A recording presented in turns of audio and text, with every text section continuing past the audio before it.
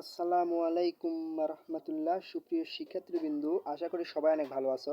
তো মোটমাট 8টার সময় একটা নিউজ প্রকাশ করা হয়েছে তোমাদের। তো শুরুতে মহান আল্লাহ তাআলার নাম নিচ্ছি। তো তিনি জানেন আমাদের বার্ষিক পরীক্ষা কি হবে, কি পর্যায়ে যাবে। তো এই কিছুক্ষণ আগে একটা আপডেট পেলাম যে তোমাদের জন্য বার্ষিক পরীক্ষার জরুরি নির্দেশনা। যারা ভিডিওটা দেখতেছো সবাইকে আমার প্রতি অনেক অনেক ভালোবাসা ও অভিনন্দন। তো আরও একটা নির্দেশনা কিন্তু তারা দিয়ে দিল, এটা পাবলিশ করেছে, দেখো প্রথম আলো এটা পাবলিশ। সো আমরা ভিডিও শুরু করার আগে জানোই তো আমরা একটা টপিকই অনুসরণ করি। এখানে তো তোমার স্ক্রিনের সামনে আমি আল্লাহ তাআলা ছবি এখানে তুলে ধরছি।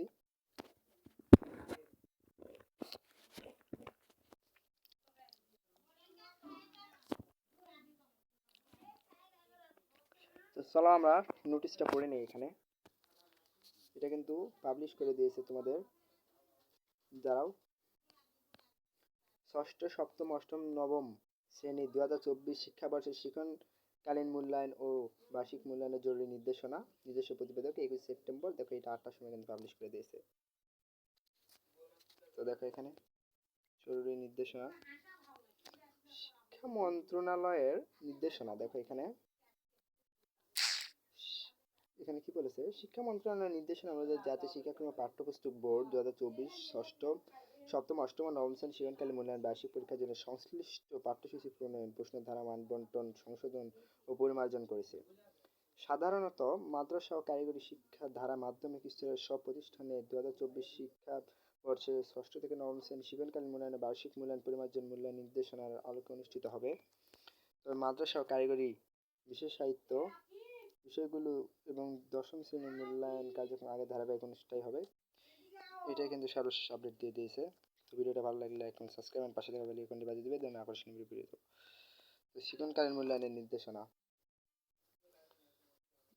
প্রতিটি বিষয় পাঠ্যপুস্তকে নির্দেশিত একক কাজ, জোড়া কাজ, পোস্টার, প্রেজেন্টেশন সহ যাবতীয় কার্যক্রম শিক্ষণকালীন মূল্যায়নে মূল্যায়ন আইটেম হিসেবে বিবেচিত হবে। শিক্ষণকালীন মূল্যায়ন পরিচালনার জন্য বিষয়ভিত্তিক নির্দেশনাগুলো যথাযথ অনুসরণ করতে হবে।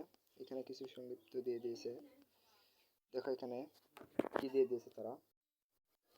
প্রাপ্ত নম্বর গ্রেড, দেখো 80 থেকে যদি 100-এর মধ্যে পাও তাহলে 5 পয়েন্ট অর্থাৎ A+। 70 থেকে যদি 79 পর্যন্ত পাও তাহলে 4 পয়েন্ট অর্থাৎ A। আর যদি 60 থেকে 59-এর মধ্যে তাহলে A- এবং 50 থেকে 59 যদি পাও তাহলে B, এবং 40 থেকে 49 পেলে C, এবং 33 থেকে 39 অর্থাৎ D, এবং যদি 32 পাও তাহলে অর্থাৎ তোমার কিন্তু ফেল করে দেবে।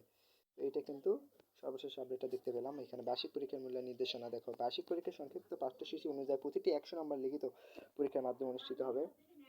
লিখিত পরীক্ষায় মোট সময় হবে 3 ঘন্টা। লিখিত পরীক্ষায় প্রশ্নপত্র নির্দেশিকা ও প্রশ্নের কাঠামো বন্টন বিষয়ভিত্তিক বিচয়নিত হবে এখানে।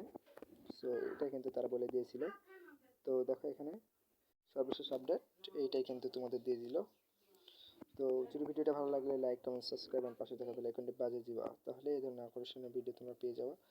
তো দেখো এখানে প্রাপ্ত নাম্বার গ্রেড আবার এখানে দিয়ে দিয়েছে। তো সবাই অনেক অনেক ভালো থাকো। আল্লাহ হাফেজ। আল্লাহ হাফেজ।